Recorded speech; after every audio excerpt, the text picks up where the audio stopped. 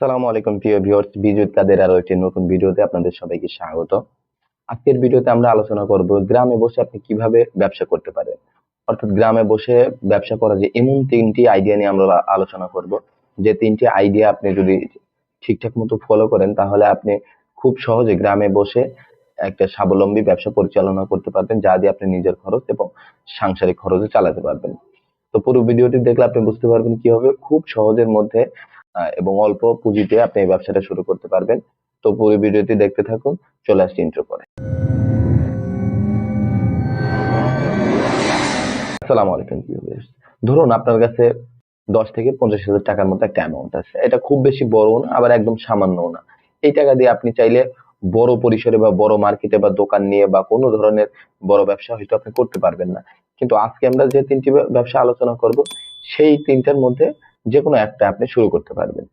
এখন সবার শুরুতে যেটা হচ্ছে আপনার পুঁজি একদমই সামান্য, যেটা আপনার 10,000 বা 10,000 টাকার আশেপাশে।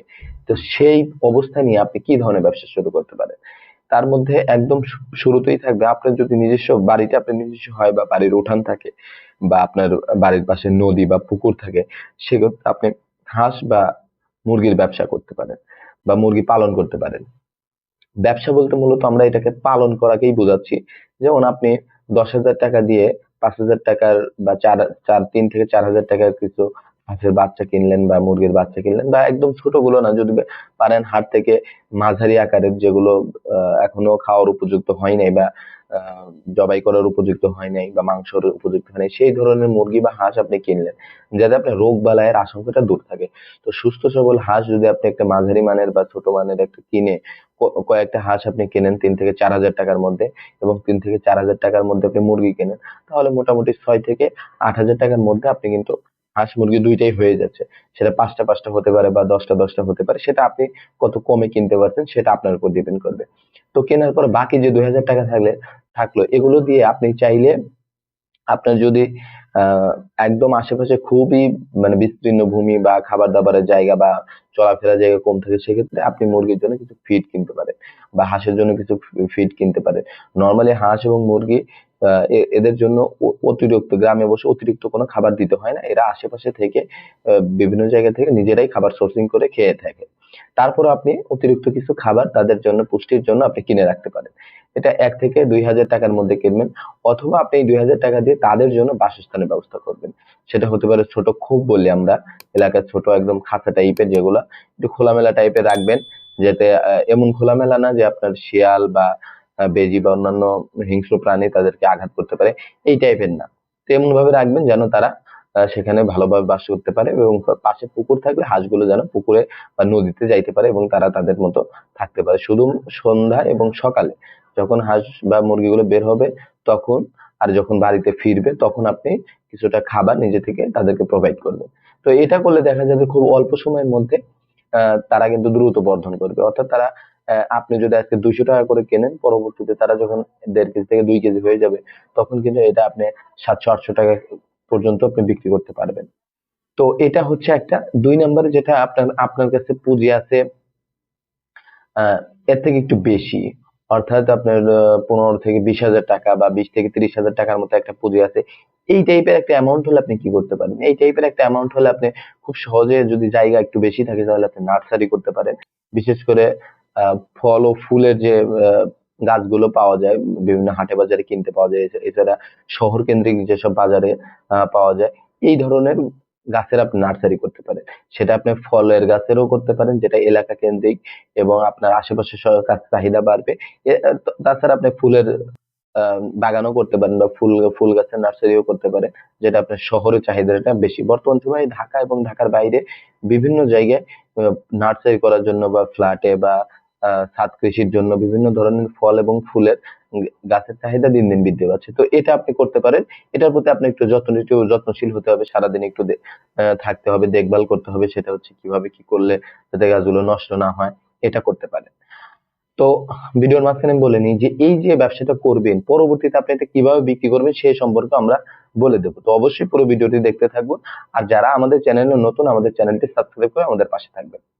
তো 15 থেকে 30 হাজার টাকার মধ্যে হইলে আপনি একটা ভালো নার্সারি আপনার উঠানে আপনি করতে পারেন, বা একটু জায়গা সার বিষ এটা খুব অল্প অ্যামাউন্টে শুরু করতে পারেন। ৩ নম্বরে যে আইডিয়াটা বলবো সেটা হচ্ছে একটু বড় আকারের। যেমন আপনার কাছে 30,000 থেকে 40,000 টাকা আছে, বা 30,000 থেকে 50,000 বা 40,000 থেকে 50,000 এর মতো একটা অ্যামাউন্ট আছে। এটা একটা বড় অ্যামাউন্ট। এটা চাইলে আপনি যেখানে সেখানে হেলায় ফেলায় নষ্ট করবেন না। তো এইটা হলে আপনি কি করতে পারবেন? আপনি চাইলে ছাগল বা ভেড়া কিনতে পারেন।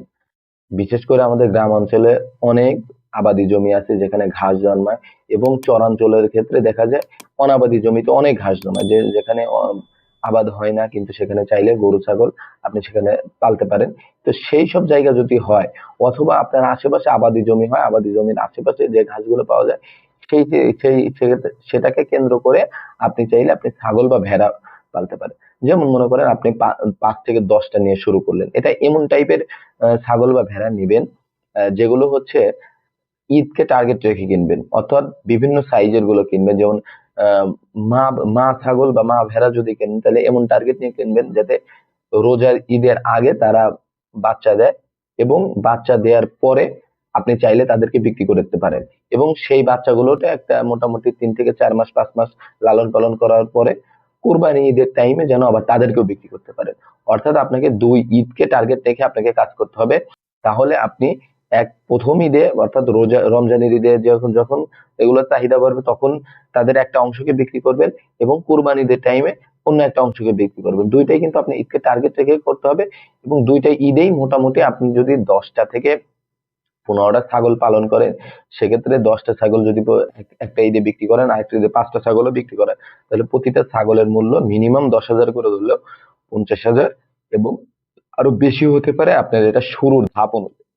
এছাড়া আপনি 2-3 মাস পর পরই একটা দুইটা, বা প্রতি মাসে চাইলে আপনি সেটাও করতে পারেন, যদি আপনি লালন পালন ঠিকঠাক মতো করেন এবং তাদের ব্রিডিং ঠিকঠাক মতো হয়, তারা যদি ঠিক মতো বাচ্চা দেয়, এবং আপনি যদি ঠিক মতো তাদেরকে খাওয়াতে এবং পালতে বুঝতে পারেন, তাহলে খুব সহজে আপনি তাদেরকে থেকে ইনকাম করতে পারেন।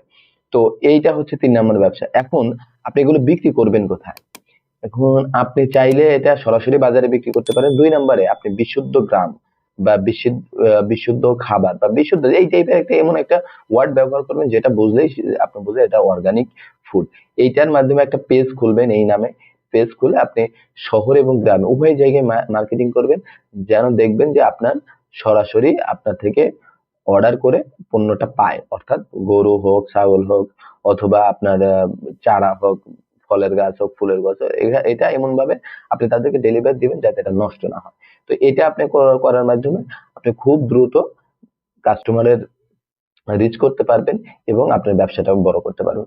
আর এই যে কয়টা ব্যবসা বললাম, এটা কিন্তু ধীরে ধীরে প্রত্যেকটা ব্যবসায় কিন্তু বড় করতে পারবেন। এটা কিন্তু কোনোটাই এমন না যে পার্ট টাইম ব্যবসা, আপনি চাইলে এটা ফুল টাইম বা পার্মানেন্ট হিসেবে নিতে পারবেন। তো আমরা এই এই ধাপটা নিয়ে, বা এই 3টা ব্যবসা একসাথে কম্বাইন ভাবে কিভাবে করা যায়, পরবর্তী ভিডিওতে আমরা আলোচনা করব। তো পরবর্তী ভিডিওটি দেখতে আমাদের সাথে থাকবেন। তো আজকের ভিডিওটি দেখার জন্য ধন্যবাদ সবাইকে। আসসালামু আলাইকুম।